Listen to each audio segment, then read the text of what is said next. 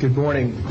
My name is Carl Wolf, and I was a precision electronics photographic repairman with a top secret crypto clearance in the United States Air Force. I was stationed at Langley Air Force Base in Virginia.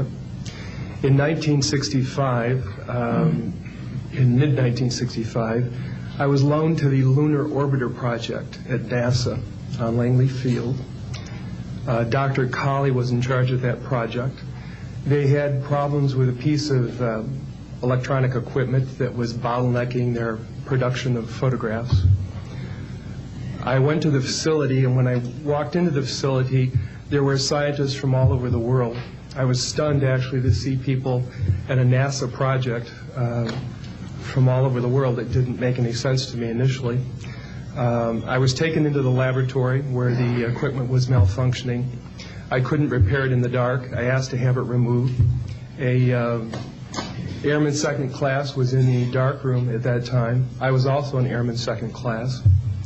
I was interested in how the whole process functioned, how the data got from the lunar orbiter to the laboratory. I asked the young man if he described the process to me. He did.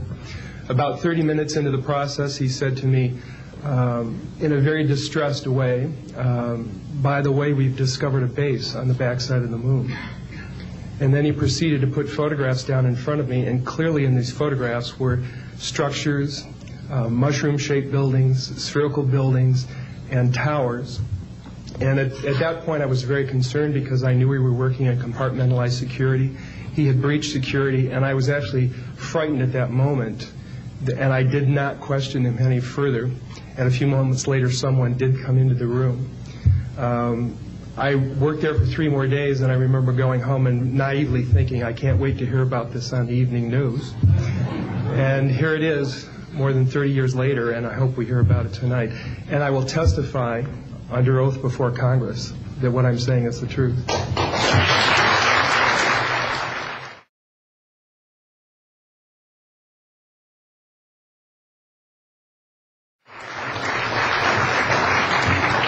Thank you, Carl. Good morning, everyone. My name is Donna Hare, and I worked at Philco Ford Aerospace from 1967 to 1981. During that time, I was a design illustrator, draftsman. I did the launch slides and landing slides, and also projecting plotting boards, lunar maps for NASA. We were a contractor, but most of the time I worked on site, in Building 8. I had the opportunity to do extra work during downtime, which was between missions, and I walked into a photo lab, which was the NASA lab, across the hallway. I had a secret clearance, which is not that high, but I was able to go into restricted areas, which this was. At the time, I was talking to one of the techs in there, and he drew my attention to a photograph, a NASA photograph. It had a dot on it, and I said, what is that? Well, he drew my attention to it, and I said, is that a dot on the emulsion? And he said, and he's smiling, and he has his hands crossed, and he said, round dots on the emulsion don't leave round shadows on the ground. And this was an aerial photograph of the Earth, I'm assuming the Earth, because it had pine trees on it, and the shadows of the craft, or whatever it was, were in the same angle as the trees.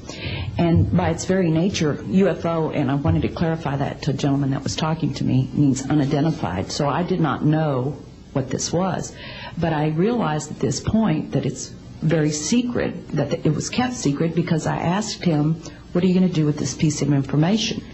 And he said, we always airbrush these out before we sell them to the public. So they're pesky little creatures appearing on this photograph they wanted to get rid of. After that, I decided I would ask questions to other people that worked there. And I found that I had to ask them away from the site and not on site. A guard told me that he was asked to burn some photographs and not to look at them. And there was another guard guarding him, who was in green fatigues, watching him burn the photographs. And he said he was too tempted. He looked at one, and it was a picture of a UFO, and he was very descriptive. I can go into that later with anyone.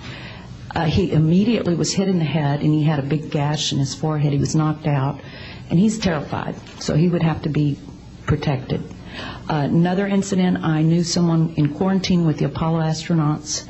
He told me that the Apollo astronauts saw craft on the moon when we landed, and that is what he told me. And he also was afraid, he said that the astronauts are told to keep this quiet.